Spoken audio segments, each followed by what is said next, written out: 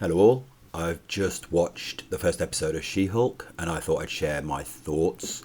Maybe some spoilers in this. I won't necessarily go through it totally, but there's probably going to be some spoilers.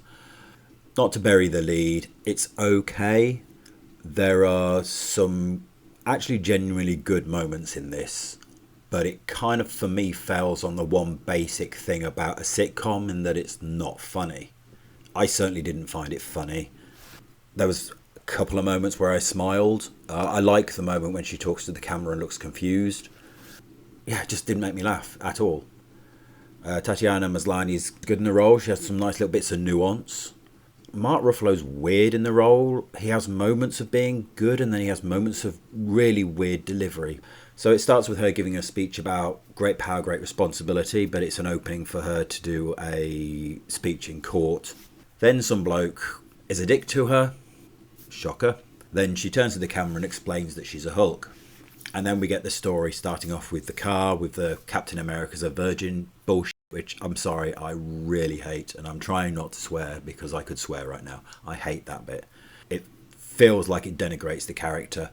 Maybe that's just me, but that's how it feels. Then you get the stupid change to her origin. Bruce has got an inhibitor on his arm that stops him changing into the Hulk. And for some reason he's healing when he's not the Hulk, which makes no sense whatsoever. And an inhibitor that stops him turning into the Hulk would have been quite useful when he was the proper Hulk instead of this daft, pointless one. She gets a bit of blood in her when she's pulling him out of the car, because of course she saves him. Then she hulks out and runs off. She wakes up in the middle of nowhere, goes into a bar, sorts herself out, and then Jen's next encounter with a man who's not Bruce is three men start hitting her when she's waiting outside and being insistent. Kind of a trope in these things, but, you know, so far two men who aren't Bruce who are dicks. Rather, four men who aren't Bruce who are dicks. She hulks out, is about to attack, and Bruce stops her. Then you get the scene with him testing it. And there's quite a nice bit here where she wakes up with Bruce and she finds out that she's the Hulk, or a Hulk. And there's quite a lot of pathos when she realises her life as she knew it is over, and Bruce is trying to explain to her the impact of what's going on. There's a nice little bit where he's literally saying, you could kill somebody if you don't know how to control this. One wrong move and you could kill somebody. You have this much power. And it's quite a nice moment. It's really well acted by both of them. And then you get these moments of Mark Ruffalo doing this really weird delivery. And it's incredibly odd and incredibly jarring. I didn't understand it at all. And then you get the training bit, which we've seen lots of clips from. And we find out that she can change backwards and forwards. Oh, and also apparently her blood cured Bruce's arm. Because, you know, better than him. Which is a statement she makes. So he's trying to teach her. She's being a brat. And this is one of the problems in this. She's not a likeable person in this series at all. So they do the training. And yeah, this whole montage is exactly what you'd expect pretty much, is that she's great at everything. She nails everything first time. She's got full control of her Hulk from the get-go. And when she did Hulk out in the first place, she was still in control. She just didn't really remember. It was a bit confusing. There's a bit of sparring between them, but you get a sense she kind of feels like... You get a sense she feels like she's better than him. And it's like, he saved the world. He was part of a team that saved the world. There's a scene where he's telling her to relax and trying to teach her to meditate, to learn how to control her anger. And she basically goes into it a bit of a diatribe, says she's an expert at controlling her anger. She has to, whenever she's catcalled or men who know less explain things to her. And in case she gets murdered, I mean, it goes to that ridiculous level pretty quickly. I mean, obviously, she's in a situation where she's referring to her issues and what makes her angry. It's just kind of obvious that the things she lists are all men. And I'm sure there's other things that will make her angry, so you've got to wonder, and I don't think you need to wonder, why that particular thing is what she lists. However, I'm sure the writers writing this thought they were making some amazing feminist announcement. The problem is, straight afterwards, she says she can control her anger infinitely more than you, to Bruce. Now bear in mind, Bruce is a walking, talking weapon of mass destruction. His father physically abused him when he was a child. He's had this rage monster inside him that he's had to control, because any flip in his emotions and it could come out, and God knows what it could do when it comes out. He's lost the woman he loved. He's been hiding for years, hunted. He's isolated himself. He's lost another woman he was close to. He's lost his friends. And she's got the arrogance, self-centeredness, and sheer entitlement to say that she is infinitely better at controlling her anger than him. I mean, it's a massive own goal. Kind of shows what happens when you put an ideology over narrative, understanding your characters and your writing. She could have made those points and just missed off the infinitely more than you. It would still have been man-bashing and ridiculous with the I might be murdered bit, but at least it might have had a point, and that point is instantly undermined by that end little arrogant one-upmanship. Anyway, she decides she's going to leave, and Bruce is trying to explain to her that with great power comes great responsibility, and she doesn't basically care. She wants her normal life, and I kind of get that. I understand there's that idea. She doesn't want to be a superhero. She doesn't want to do that. And this is why I think she's a horrible person, because all through it, Bruce is referencing Tony or Cap, and at one point he references Natasha.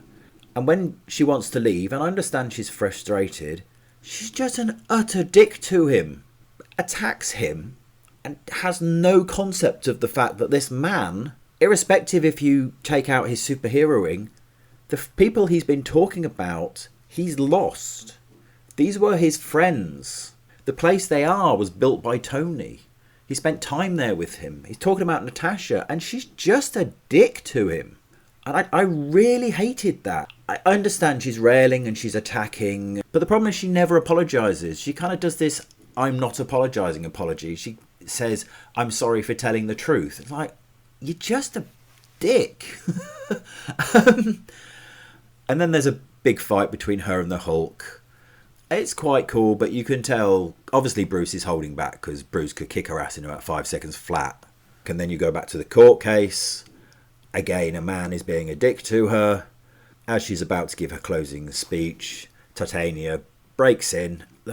I mean, who designed that costume? She makes the crack, which you've probably seen in the trailers about, oh, I like this outfit. And then she takes her shoes off. And I can't even say it's a fight because you don't see the punch. You see Titania fly towards her for the kick. You see She-Hulk swing. And then the camera changes so you've got She-Hulk's fist towards the screen and She-Hulk. You don't see the punch. I found that really weird. But she sparks Titania out, and that's it. And then you get this equally shit bit where you find out that Captain America knobbed a chorus girl in 1943. Which, again, I hate. Maybe it's me. Maybe I'm being daft. Maybe I'm over-romanticising his relationship with Peggy. But it feels like it's not something Cap would do. For me, it feels a little damaging to that relationship. Doesn't feel like who Captain America was.